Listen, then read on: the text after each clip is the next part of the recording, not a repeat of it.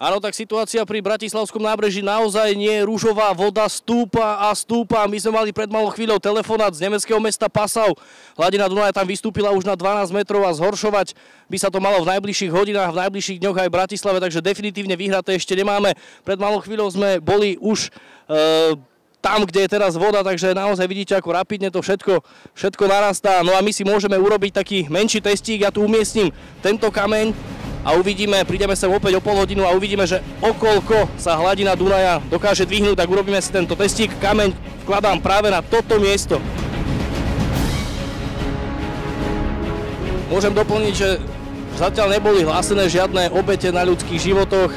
V Čechách už zomreli 7, ale na Slovensku je to zatiaľ, ak by som sa mal exaktne vyjadriť, tak slušne naozaj. Dunaj je rýchly ako bratia Hošonerovci, ktorí vraj sa majú vrátiť z Francúzska z divokej vody, pretože divokú vodu majú aj tuto v Bratislave.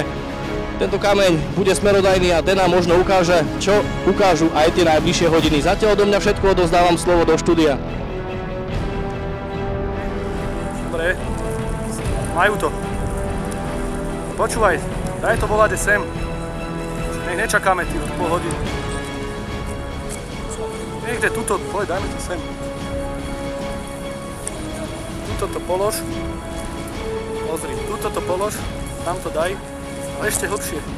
Ďalej to daj, hlbšie. No. Dobre. Počkaj, za chvíľku ideme.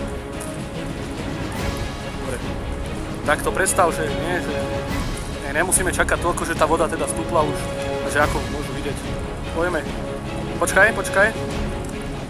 Zaostrím ťa. No, keď ti povedia do uška, môžeš. Áno. Opäť sa hlásime z Bratislavského nábrežia, kde monitorujeme situáciu ohľadom stále väčšej a väčšej vody a hladiny Dunaja. My sme si robili pred 30 minútami takisto v živom vstupe taký menší test. Umiestnili sme práve na toto miesto, túto skalu. Bolo to 30 minút a vidíte, že okolko sa dokázala voda dvihnúť. Naozaj všetkým Bratislavčanom a ľuďom, ktorí žijú v povodí tejto rieky, hrozí veľké nebezpečenstvo. Nechcem šíriť nejakú paniku, ale je to neuveriteľné, aby voda bola takto rýchlo rastúca. Neviem, asi si skúste spraviť úsudok sami, ale vidíte, ten kameň je presne na tom istom mieste a po 30 minútach sa naozaj dá sa povedať, že už plaví. Zatiaľ odo mňa všetko.